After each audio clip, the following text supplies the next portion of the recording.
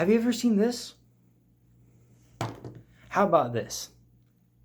What if I was to tell you by learning to solve the Rubik's Cube, you can solve just about any other type of complex, twisty puzzle that's out there?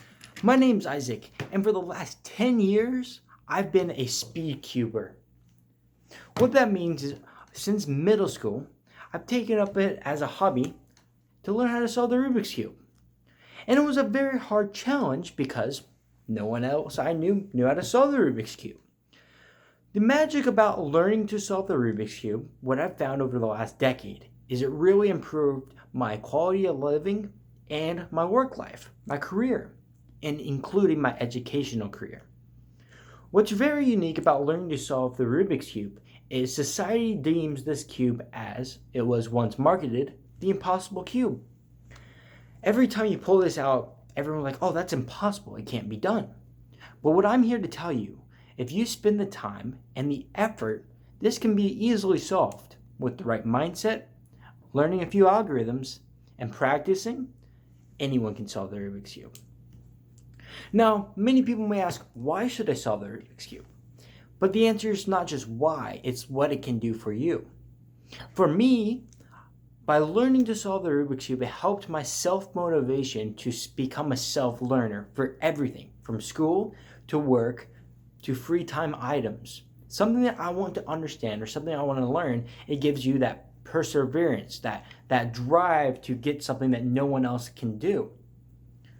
So by having the right mindset, moving from away from I can't to I can really changes the scenario of the situation.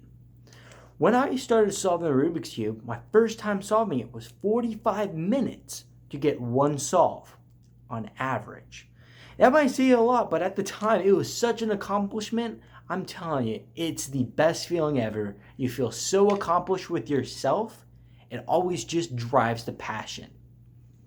So, moving away from I can't to I will, or I can, maybe not now, but absolutely will solve this eventually, is critical portion to be self-motivated. The motivation is what gets you to drive, to finish, to see it on through, even if you may fail from time to time. And that's what I found. I failed all the time. And that's where part of the magic of the algorithm that I've discovered comes into play.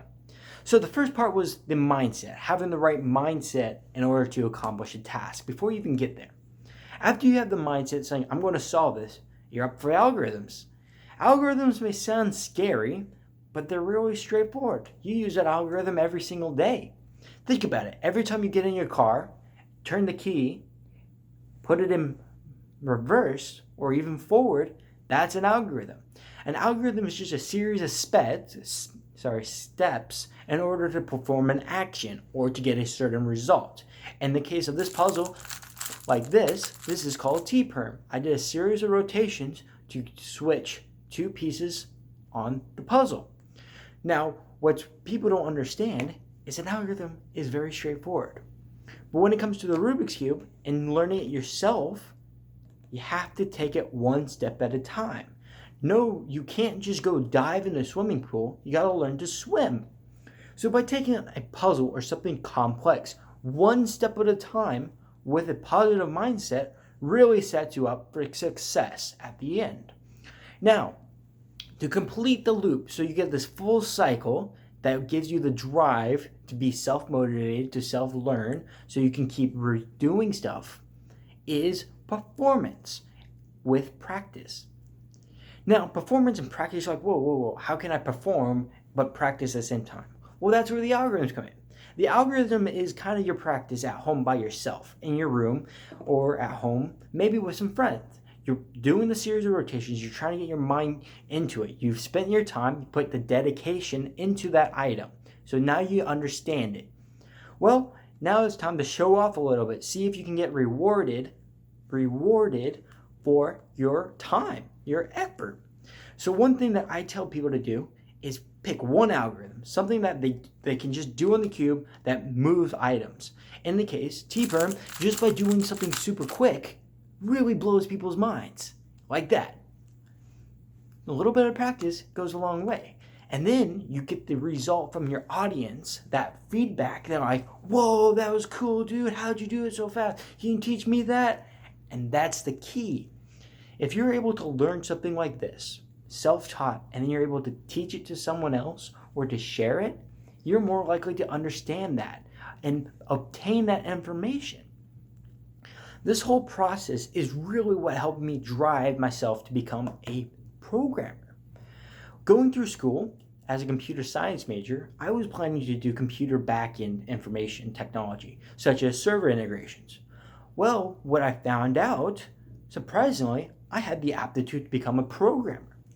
I had no idea how to write programs. I just understand logic, if then else, and all those for loops. But really what drove it was my ability and drive to be self-motivated to learn.